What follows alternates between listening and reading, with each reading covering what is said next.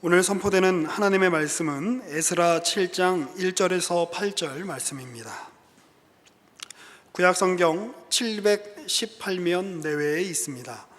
에스라 7장 1절에서 8절 말씀입니다. 봉독하겠습니다. 이 일 후에 바사왕 아닥사스다가 왕위에 있을 때에 에스라라 하는 자가 있느니라. 그는 스라야의 아들이요 아사랴의 손자요 힐기야의 증손이요 살룸의 현손이요 사독의 5대 손이요 아히두베의 6대 손이요 아마랴의 7대 손이요 아사랴의 8대 손이요 무라요의 9대 손이요 스라히야의 10대 손이요 우시엘의 11대 손이요 부키의 12대 손이요 아비수아의 13대 손이요 비느하스의 14대 손이요 엘레아살의 15대 손이요 대제사장 아론의 16대 손이라. 이 에스라가 바벨론에서 올라왔으니 그는 이스라엘의 하나님 여호와께서 주신 모세의 율법에 익숙한 학자로서 그의 하나님 여호와의 도우심을 입음으로 왕에게 구하는 것은 다 받는 자이더니 아닥사스다 왕 제7년에 이스라엘 자손과 제사장들과 레위 사람들과 노래하는 자들과 문지기들과 느디님 사람들 중에 몇 사람이 예루살렘으로 올라올 때에 이 에스라가 올라왔으니 왕의 제7년 다섯째 달이니라. 아멘. 네, 우리가 에스라서를 함께 읽은 지 꽤 오래 됐는데요. 드디어 이제 에스라가 오늘 나왔습니다. 에스라서가 10장까지 되어 있는데 1장에서 6장까지 오는 동안 에스라는 이름도 안 나오고요. 그리고 7장에 이르러서야 이제 에스라가 소개가 되고 있습니다. 1장부터 6장까지 있었던 일을 간략하게 한번 되짚어 보도록 하죠. BC 586년에 남유다 왕국마저 바벨론에 의해서 멸망을 당하고 성전이 회파되고 무너진 지 약 50년이 지나서 BC 539년에 고레스라는 페르시아의 왕이 바벨론이라는 나라를 취하게 됩니다. 그리고 538년에 고레스 칙령이라는 그 칙령을 반포를 해서 원하는 모든 유대인들이 원래 살던 유대 땅 예루살렘으로 돌아가도 좋다라는 그 칙령에 따라서 1차 귀환이 이루어지죠. 1차 귀환 때 스룹바벨이라는 그 정치 지도자와 예수아라는 그 대제사장의 그 리더십을 바탕으로 많은 사람들이 약 5만에 가까운 사람들이 유다 땅으로 돌아와서 예루살렘에 정착을 하게 됩니다. 가장 먼저 하고자 했었던 일은 성전을 재건하는 일이었습니다. 그러나 많은 방해를 받고 외부로부터 방해를 받기도 하고 또 내부로부터 자기들 스스로가 먹고 살기가 바쁘고 스스로의 안전을 지키기에 급급한 사람들이었기 때문에 성전의 기초를 놓는 일은 일찍 시작했지만 오랜 동안 그 일이 진척되지 못하다가 성전 건축을 독려하는 선지자들이 등장을 하죠. 학개와 스가랴가 등장을 해서 그들의 격려와 또는 따끔한 경고와 질책의 메시지 속에서 다시 성전 건축이 진행되고 516년에 성전이 완공이 됩니다. 그러니까 586년에 무너졌던 성전이 516년에 완공이 되어서 70년 포로기를 어떤 학자들은 성전의 파괴와 재건 사이의 기간으로 보기도 하죠.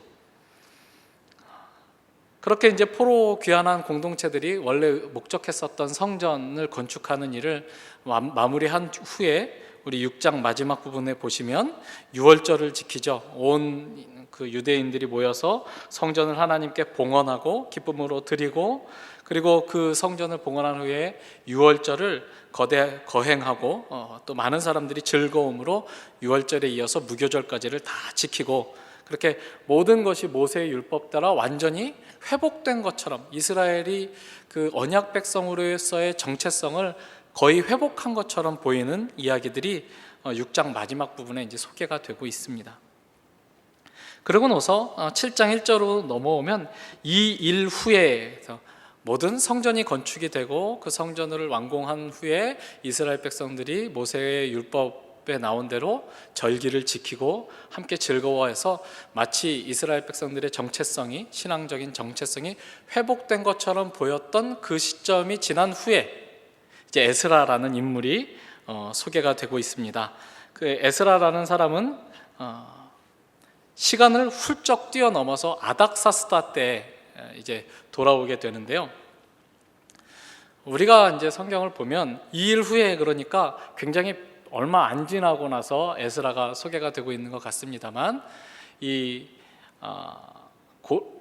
다리오 왕 시절에 성전이 완공이 됐고, 그 다음에 에스라는 아닥사스다 왕 때 온다라고 하면 그 시간으로 계산하면 약 60년, 성전이 재건된 지 약 60년이라는 시간이 훌쩍 지난 후에 에스라가 소개가 되고 있는 것이죠.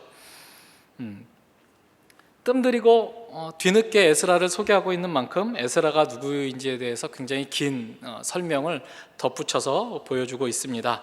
7장 1절부터 5절까지에는 에스라가 누구의 후손인지 에스라의 족보가 소개가 되고 있습니다. 에스라의 과거, 에스라의 뿌리를 가르쳐주는 이야기, 기록이죠. 모세 시대부터 에스라 시대에 이르기까지 에스라가 아론의 후손으로 누구누구의 그 혈통을 물려받아 여기까지 왔는지에 대해서 우리에게 소개하고 있습니다. 그런데 이제 16대 손이라고, 대제사장 아론의 16대 손이라고 되어 있으니까요, 언뜻 잘 이해가 되지 않는 거예요. 왜냐하면 모세로부터 이 에스라 시대까지는 약 1000년의 시간이 필요하거든요. 이 1000년의 시간을 16대 만에 보낼 수 있는 그 집안은 흔치 않은 집안이고, 매번 늦둥이를 한 50 후반에 낳아야 유지가 되는 그런 기간인데, 우리가 성경에 있는 족보들을 볼 때 성경의 족보가 선별적으로 선택을 하고 있는 족보라 하는 사실을 꼭 이해해야 합니다. 제가 그래서 찾아봤어요. 도대체 에스라가 아론의 몇 대손일까 하는 찾아봤는데 성경에는 잘 정확히 나와 있지 않습니다. 다른 그 족보가 역대상 6장 1절부터 15절까지에 나와 있어요. 그 역대상 6장 1절부터 15절까지는 레위인의 그 후손들을 소개하고 있는데요. 역대상의 기록 시점이 예루살렘이 멸망한 시점까지의 기록이기 때문에 에스라까지 오지를 않아요. 그러나 그 전에 있는 아론부터 예루살렘이 멸망하기까지의 시간에 나와 있는 이름들을 보면 이 에스라서에 나와 있는 이름들하고 같은 것도 있고 다른 것도 있고 빠진 것도 있고 더 들어가 있는 것도 있고 그렇습니다. 그러니까 그때그때 그 후손들을 소개할 때 선택하는 그 조상의 이름들이 다를 수 있다라는 것을 우리가 이해를 해야 되죠. 그렇지만 이 에스라서에 나오는 족보를 보시면 굉장히 알만한 사람들의 이름이 두루두루 포진되어 있다는 사실들을 알게 됩니다. 여러분들은 별로 익숙하지 않은 이름일지 모르겠지만 성경을 많이 읽은 저로서는 hil기야라는 사람의 이름이, 왜요? 동의하지 않으십니까? hil기야라는 사람의 이름이 걸립니다. hil기야가 누구냐면 요시야 시대에 종교 개혁이 일어나죠. 그 종교 개혁의 단초가 되었던 그 성전에서 율법책을 발견한 대제사장이 바로 이 hil기야입니다. 그리고 또 올라가면 사독이라 하는 제사장의 이름이 나옵니다. 다윗 시대의 대제사장이었죠. 그리고 우리가 알만한 이름은 또 올라가서 비느하스, 엘르아살, 그리고 아론에 이르는 출애굽과 여호수아 시대를 아우르는 그 당시의 대제사장들의 이름이 소개가 되죠. 이런 알만한 사람들의 이름을 이렇게 나열해서 에스라의 뿌리를 밝힘으로써 에스라가 정통 대제사장 가문의 그 뼈대 있는 집안 출신의 사람이었다라고 소개하고 있는 거죠. 앞으로 그가 어떤 일을 할지, 그리고 그의 관심사가 무엇인지, 그가 왜 그토록, 나중에 후반부의 책을 보면 아시겠지만 혈통에 대해서 중요하게 생각했는지를 우리가 알 수 있는 대목들 중에 하나라고 생각합니다. 1절부터 5절까지가 이 에스라의 혈통과 그 에스라의 과거에 관한 그 이야기를 전해주고 있다면 1장 6절에 가면 에스라의 현재 이야기, 그는 어떤 사람인지, 그가 이룬 성취는 무엇인지를 우리에게 소개시켜주고 있습니다. 이 에스라가 어떤 에스라요? 대제사장 아론의 16대 손인 그 에스라, 대제사장의 혈통을 이어받은 그 훌륭한 가문의 이 에스라는 어떤 사람이었냐? 그는 이스라엘의 하나님 여호와께서 주신 모세의 율법에 익숙한 학자다라고 이야기를 하고 있고요. 또 그의 하나님 여호와의 도우심을 입음으로 왕에게 구하는 것은 다 받는 자다 하는 두 가지의 기록이 나와 있습니다. 에스라의 그 정체가 무엇이었을까라고 많은 사람들이 이제 생각을 하는데요. 학자들이 생각하기로는 에스라는 페르시아 궁전에 소속되어서 왕에게 유대인과 관련된 조언을 하는 그 유대인과 관련된 그 직무를 처리하는 그런 조언자였을 것이다라고 많은 사람들이 그렇게 이해를 하고 있습니다. 그러니까 이 에스라는 아닥사스다 왕, 그 당시 에스라 시대의 왕이었던 아닥사스다 왕의 굉장히 두터운 신임을 받고 있었던 사람이고, 그 사람이 유대인과 관련된 어떤 정책을 결정할 때 그 결정에 있어서 굉장한 영향력을 행사할 수 있는 그 유대인 학자, 유대인들이 무엇을 잘 받아들일 수 있고 잘 받아들일 수 없는지, 그리고 유대인들에게 그 도움이 되고 또한 그 유대인들과 함께 더불어 살아야 되는 페르시아 제국의 모든 제국의 국민들에게 도움이 될 정책들이 어떻게 결정이 되어야 되는지를 잘 알 수 있는 사람이었죠. 그러니까 아닥사스다 왕과 함께 궁정에서 신임을 얻으며 생활할 수 있는 사람이었고, 그다가 이제 예루살렘으로 돌아왔다라는 것을 생각해 보면 그는 상당히 편안하고 선진화된 문명의 도시 속에서 살고 있다가 그야말로 변방 중에 변방으로 나와왔던 사람이다라는 것을 우리가 알 수 있습니다. 그는 비록 페르시아 제국에서 그 제국에 속한 1등 국민은 아니었을지 모르겠지만 유대인으로서는 매우 더 이상 올라갈 데가 거의 없을 정도로 상류층에 속했던 그런 사람이었죠. 그 사람이 그 편안한 페르시아 제국의 바벨론의 그 상류 사회의 유익들을 뒤로 하고 그것을 등지고 예루살렘으로 돌아오게 되었다. 예루살렘으로 돌아올 마음을 먹었다라고 하는 것이 오늘 본문이 우리에게 알려주는 하나의 정보입니다. 그는 여호와의 율법을 연구하고 준행하며 가르치고 그 이전의 실패를 답습하지 않고 하나님과의 언약 관계에 충실함을 통하여 하나님의 나라가 다시 회복되는 것에 대한 소망을 품고 유대 지역으로 돌아왔다라고 우리가 이해할 수 있죠. 그것이 9절과 10절의 기록에 나와 있습니다. 아닥사스다 왕의 그 허락을 받고 예루살렘에 이르러서 예루살렘에서 여호와의 율법을 준행하고 연구하고 준행하고 율례와 규례를 이스라엘에게 가르치기로 결심하여 그렇게 돌아오는 것이죠.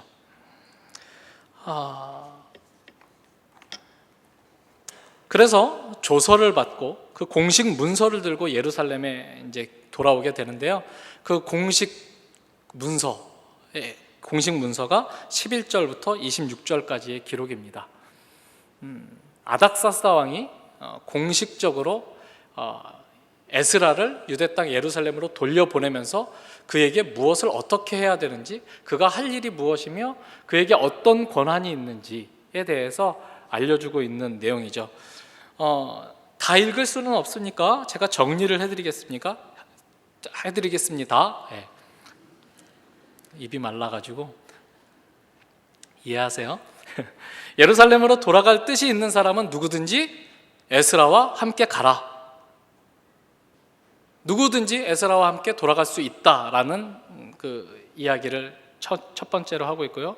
두 번째로 바벨론 지역에서 또 왕궁의 그 지지자들에게서 어떤 재물들을 가져가게 될 터인데 그 모든 재물들, 은금들을 성전을 위한 예물과 하나님의 뜻을 위해 쓸 권리를 부여합니다.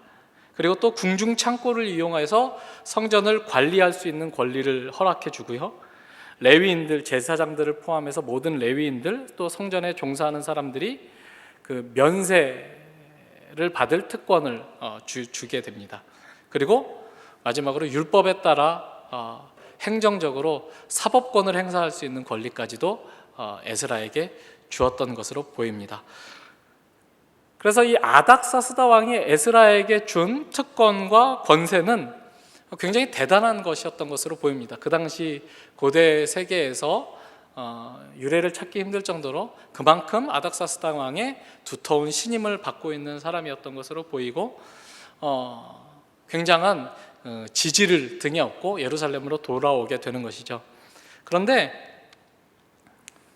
그 권세, 그 특권이 무엇을 위한 것이냐라고 했을 때 그것은 하나님의 뜻을 이루기 위한 것이다 라고 에스라가 스스로 이해하고 있다는 것을 우리가 보게 됩니다. 그 27절에 보시면 그 조서가 다 소개가 되고 에스라가 자기를 1인칭으로 해서 그 고백하고 있는 고백의 내용인데요. 27절, 28절이 우리 조상들의 하나님 여호와를 송축할지로다. 그가 왕의 마음에 예루살렘 여호와의 성전을 아름답게 할 뜻을 두시고 또 나로 왕과 그의 보좌관들 앞과 왕의 권세 있는 모든 방백의 앞에서 은혜를 얻게 하셨도다. 그러니까 하나님이 무엇을 목적으로 에스라를 예루살렘으로 많은 권세를 줘서 되돌려 보내시냐면 예루살렘 여호와의 성전을 아름답게 할 뜻을 두시고, 누구에게? 아닥사스다 왕이 그런 마음을 갖게 하게 하나님이 만드시고, 그리고 그 일이 이루어질 수 있도록 하기 위하여 에스라가 은혜를 얻게 하셨다. 그러니까 에스라가 아닥사스다 왕의 두터운 신임을 얻게 되는 것, 에스라가 아닥사스다 왕에게 구하는 것은 무엇이든지 받을 수 있게 된 이유는 무엇이냐면 하나님이 에스라를 통해서 예루살렘 성전을 아름답게 하시기 위한 계획을 이루게 하시려고 에스라에게 은혜를 베푼 것이다 라고 에스라 스스로가 그렇게 이해하고 있었다라는 이야기입니다. 페르시아 왕궁에서 왕의 두터운 신임을 얻고 높은 지위에 앉은 것은 에스라 자신의 성취일 수 있습니다. 그러나 왜 그 자리에 있게 되었는지, 그 자리에서 해야 할 일이 무엇인지 묻고 답을 구하고, 그리고 답을 구한 것대로 분별한 대로 행해야 되는 것이 에스라의 몫으로 에스라 스스로에게 이해되었다라고 하는 것이 에스라 7장 전체의 이야기입니다. 하나님이 목적을 가지시고 성전을 아름답게 하시기 위한 뜻을 가지시고 에스라로 하여금 높은 지위에 오르게도 하시고 은혜를 입어서 왕에게 구하는 것은 다 받게 하셨다. 그러니까 은혜를 입음이 먼저이고 왕에게 구하는 것을 다 받는 것은 그 은혜 입음의 결과로 에스라가 생각하고 있다는 것이 이 에스라 7장의 중요한 그 흐름이고 순서라는 이야기죠. 누구의 뜻을 찾아야 되느냐? 누구와 씨름해야 되느냐? 누구의 뜻을 가장 그 밑바닥에 염두에 두어야 되느냐? 하나님의 뜻을 살펴야 된다. 왜? 하나님이 우리에게 은혜를 베푸시는 하나님이시기 때문에, 하나님이 나에게 은혜를 베푸신 이유는 하나님의 뜻을 나를 통해서 이루게 하시려고 하나님이 은혜를 베푸셨기 때문이다 라는 것이, 이것이 에스라서뿐 아니라 포로기 이후 유대교 가르침의 아주 중요한 주제인 것처럼 보입니다. 왜 포로기 이후의 유대 사회의 중요한 가르침이라고 이렇게 이야기를 확장하는지 우리 에스더서로 한번 넘어가 보겠습니다. 에스라 다음에 느헤미야, 느헤미야 다음에 에스더가 나오죠. 에스더 4장입니다.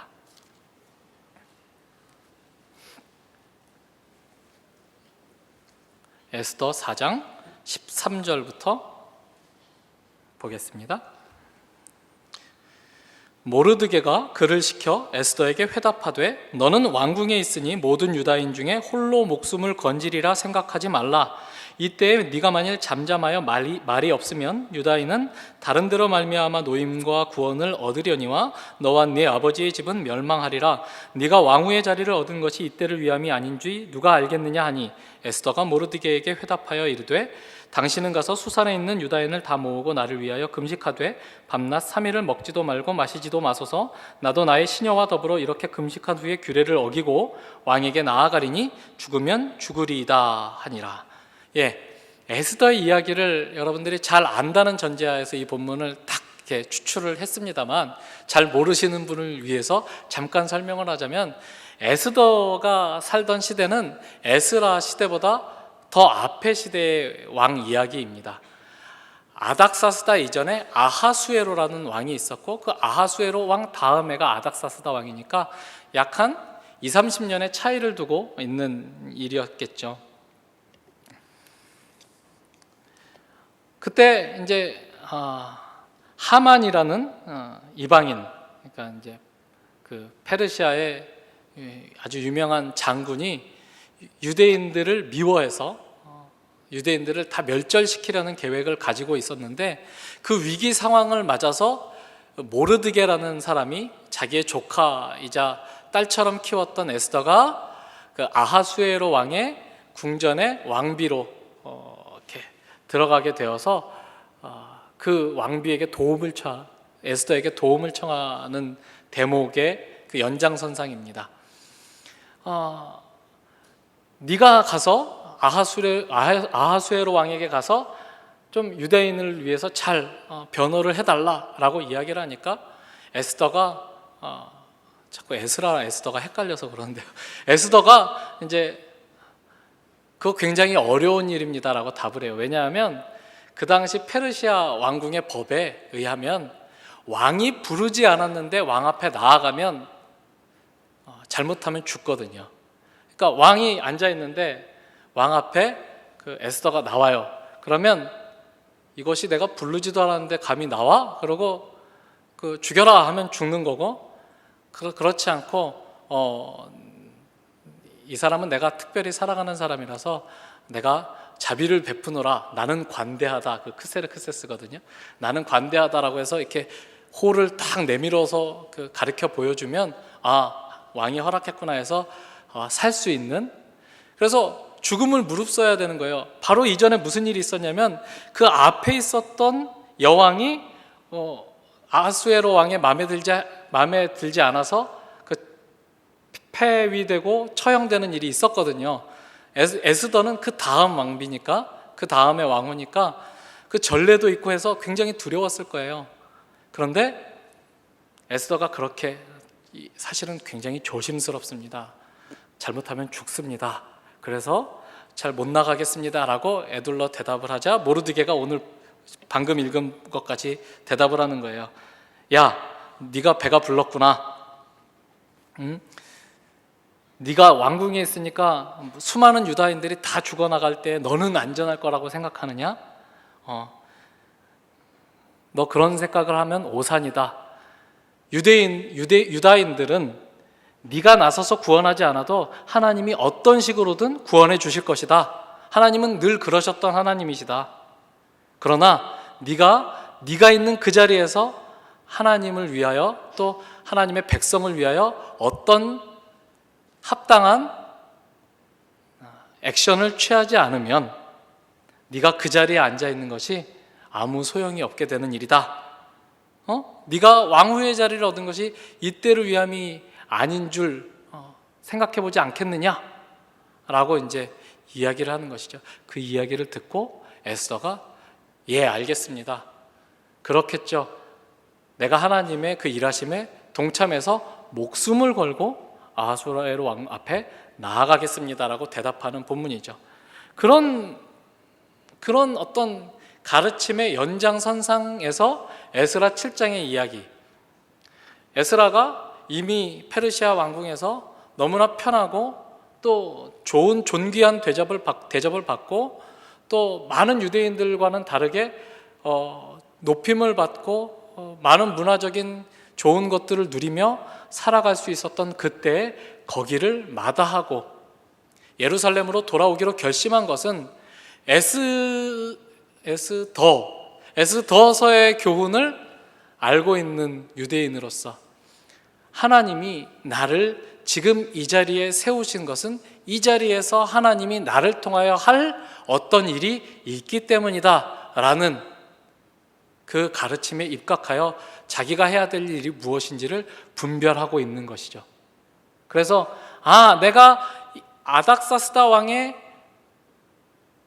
은혜를 입은 것, 내가 아닥사스다 왕에게 구하는 것은 무엇이든지 받게 되는 것은 하나님이 내게 은혜를 주셨기 때문이고 하나님이 내게 베푸신 그 은혜에 내가 올바르게 합당하게 반응하는 것은 하나님의 뜻을 이루기 위하여 예루살렘으로 가는 것이다.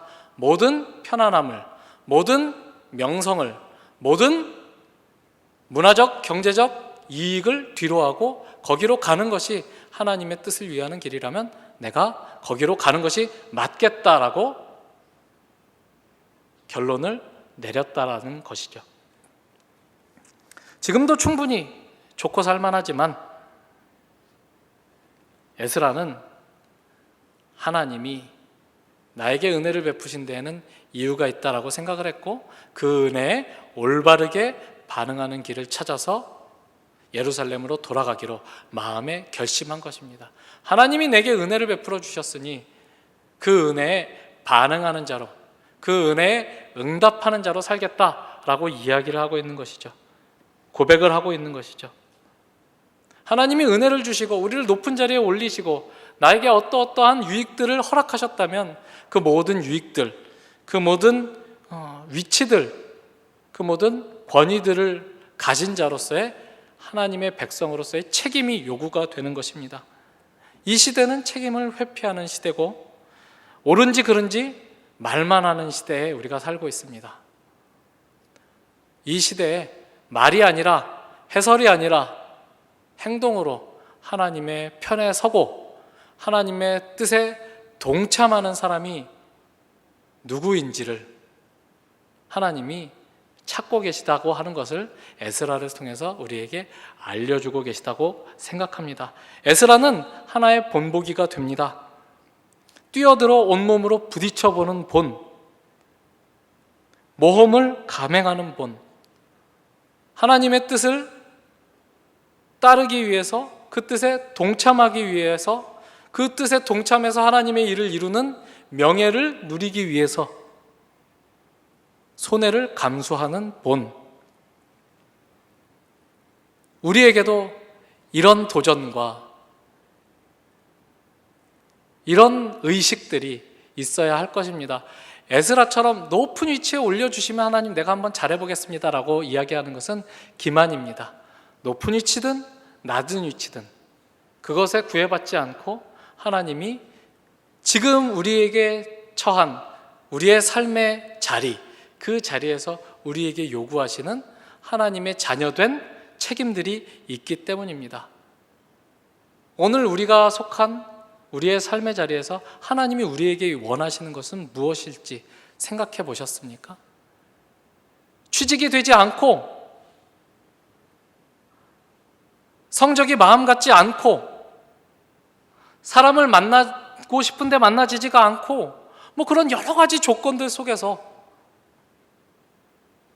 이 조건이 하나님이 나를 지금 세우신 내 삶의 자리다 라는 전제가 있다면 그 자리에서 우리에게 요구되는 신자로서의 책임, 하나님의 백성으로서의 하나님의 사역에 동참하는 어떠한 액션들이 우리에게 있어야만 하는 것입니다. 그것을 외면하고 거부하는 것은 아까 모르드게가 에스더에게 말했던 것처럼 너 혼자 편안히 잘 사는 것이 하나님의 뜻이겠냐? 하나님이 너 안 한다고 그 일 못할 줄 아느냐? 그러나 하나님의 일하심에서 배제되는 것은 너에게 얼마나 큰 손해겠느냐? 불명예겠느냐?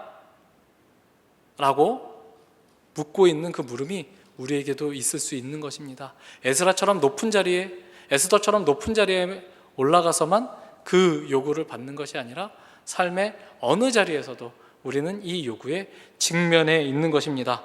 여러분, 이 시대는 안전제일주의 시대입니다. 안정적인 것이 최고의 가치를 갖는 시대입니다. 그래서 공무원, 교사, 좋은 집에 시집 가는 것, 좋은 집에 처자를 만나는 것이 최고의 가치가 되어 있는 시대죠. 그런 것들이 안정을 줄 수 있겠습니까? 우리가 가지고 있는 가치관을 다시 한번 재점검해 봐야 될 때입니다. 가장 마지막으로 신앙의 모험을 감행했었던 기억이 언제이십니까? 여러분은 살아 있습니까? 하나님을 하나님으로 여기고 계십니까? 하나님이 우리의 전 인생과 우리의 전 상황을 주도하고 계시고 섭리하고 계신 하나님이시라고 고백하십니까? 그 고백에 합당하게 응답했던 때가 언제이십니까?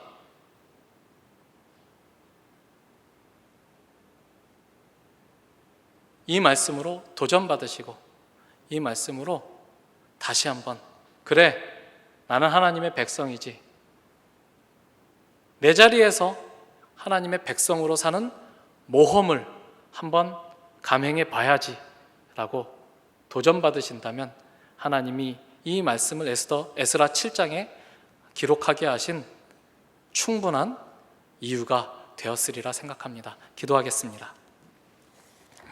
하나님 아버지, 감사합니다. 하나님이 높이시기도 하시고 낮추시기도 하십니다. 높이실 때 높이시는 이유가 있듯이 낮추실 때 낮추시는 목적도 있을 줄로 믿습니다. 우리의 삶의 자리가 어떤 곳이든 그곳으로 인도하신 하나님의 섭리가 있는 줄로 믿습니다.